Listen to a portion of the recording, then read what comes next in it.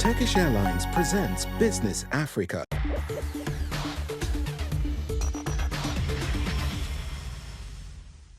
Hello and welcome to Business Africa with me, Ronald Kato. This week, Africa is fast urbanizing and will be home to 12 megacities by 2040. But is the continent ready for an urban future? We assess what governments can do to leverage the power of cities to deliver economic growth. Also coming up, Moroccan farmers face a long road to recovery from a devastating quake. The disaster brought enormous damage to orchards, irrigation systems, and water sources in the Atlas Mountains. Also, Ugandan exporters are getting a cold reception in the US following the enactment of a new anti-homosexuality law. There's now a worry that the country could lose access to the lucrative market under a duty-free program. Stay with us for the details. Thank you for joining us. Africa is undergoing a rapid urban transition. The number of people living in urban areas on the continent will double to more than 1 billion by 2042, according to World Bank estimates. Cities are key in driving trade, investment, and GDP growth. But rapid urbanization has created capacity problems for cities, and local governments are struggling to plan, provide infrastructure, public transport, and other social services. Africa is urbanizing faster than any other region in the world. Although more than half of Africans currently live in rural areas, this balance will shift in a decade's time. By 2033, the number of people living in cities will exceed the rural population and rise to 60% by 2050. There are currently 3 megacities: Egypt's Cairo, Kinshasa in the Democratic Republic of Congo, and Nigeria's Lagos. By 2040, this will increase to 9, each hosting more than 10 million people. Kenya's capital, Nairobi, is one of those that will achieve megacity status, its population doubling from 5.2 million in 2022 to 10.4 million by 2050. The others are Luanda, Dar es Salaam, Khartoum, Johannesburg, and Addis Ababa. But Africa's cities are barely ready. Infrastructure and social amenities are already overstretched, creating problems for both residents and local governments. Cities are both magnets and catalysts for economic growth, acting as tourist, technology, cultural and business hubs. But experts say countries risk failing to leverage this power if planning does not keep up with expansion. Kamal Alao Ajayi is the mayor for Gulf 3, a district of the Togolese capital, Lomé. Thank you very much, sir, for your time. What can governments do to leverage the power of cities for economic growth? The government has to work with local authorities by putting in place a concrete development program. Cities are at the head of development program. Central government must help local authorities to develop global cities on the continent where it's easy to live, work, and meet all needs without having to migrate.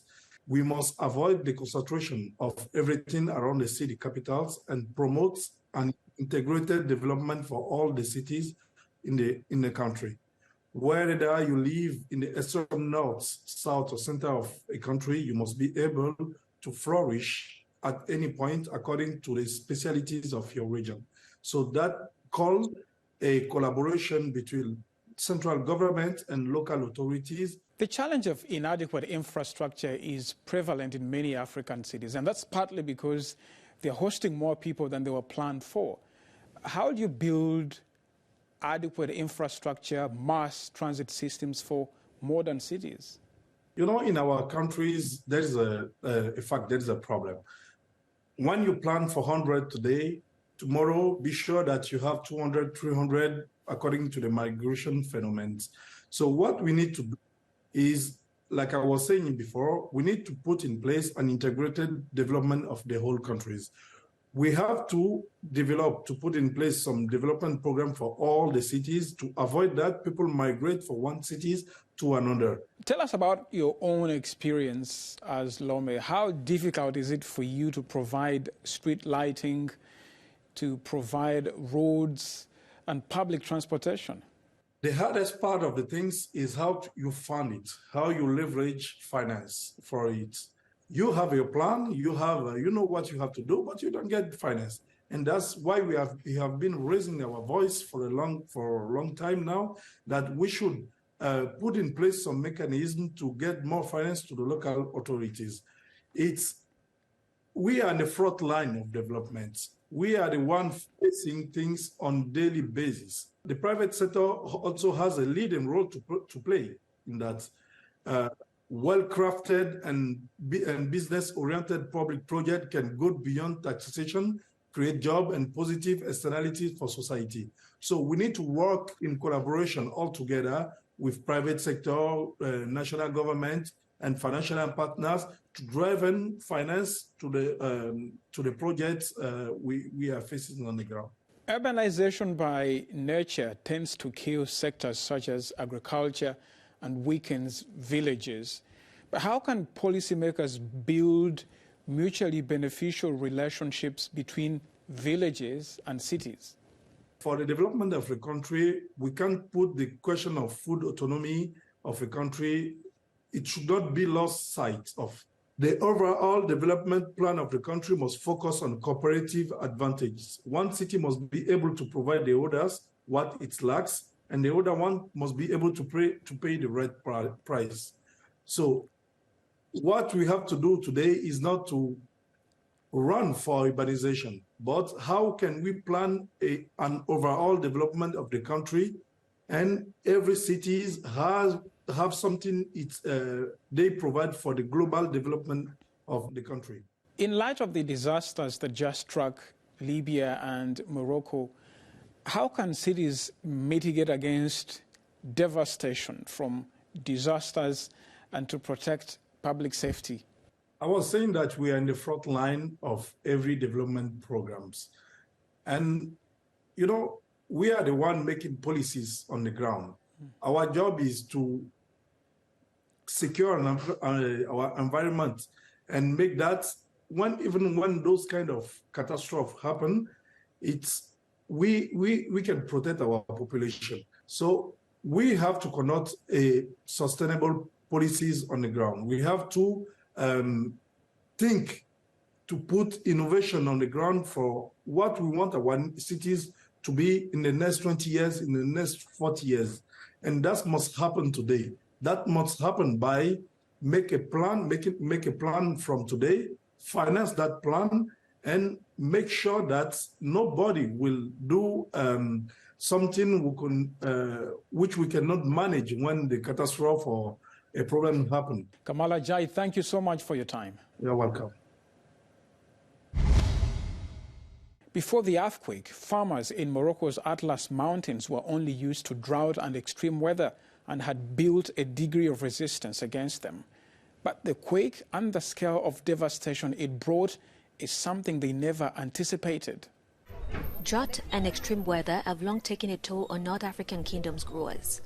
But the quake spells new challenges that are just beginning to come into focus. Days after the quake that killed more than 2,900 people, Mohamed Al-Muktawak came to see his apple and walnut trees growing on terraces in the Atlas Mountains.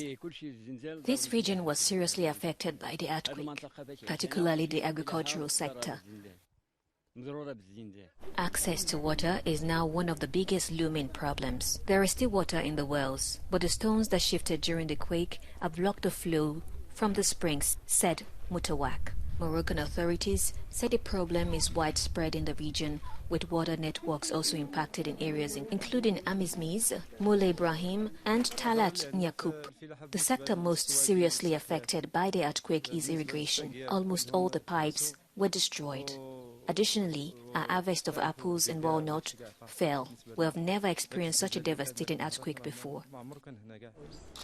As elsewhere in these mountains, small-scale farming, along with herding goats, cows and other livestock, is an essential source of food and income. The disaster was a massive disruption, not just a source of livelihood, but also a way of life. Now, several Ugandan textile makers are getting their products rejected by buyers in the U.S., citing the enactment of the Anti-Homosexuality Act. There's now concern that the country could lose access to the lucrative U.S. market under a duty-free program. The African Growth Opportunity Act, AGOA, is an initiative of the U.S. government which began in 2000, where eligible countries, including Uganda, export textiles and agricultural products to America, tariff and quota-free. In return, beneficiary countries opened their markets to second-hand clothes, mainly from the U.S. In 2020, Uganda's export earnings through the scheme reached $200 million. Uganda's parliament in May approved the anti-homosexuality bill, drawing condemnations and threats of aid cuts from Western capitals. In an apparent attempt at revenge, President Yoweri Museveni in August banned the importation of second-hand clothes. The U.S. is one of the most lucrative export markets for the East African country, which mostly ships textiles under the AGOA initiative. And that wraps up this episode of Business Africa. I'm Ronald Kato. The news continues on air and online. Bye for now, and I'll see you on the next episode of Business Africa.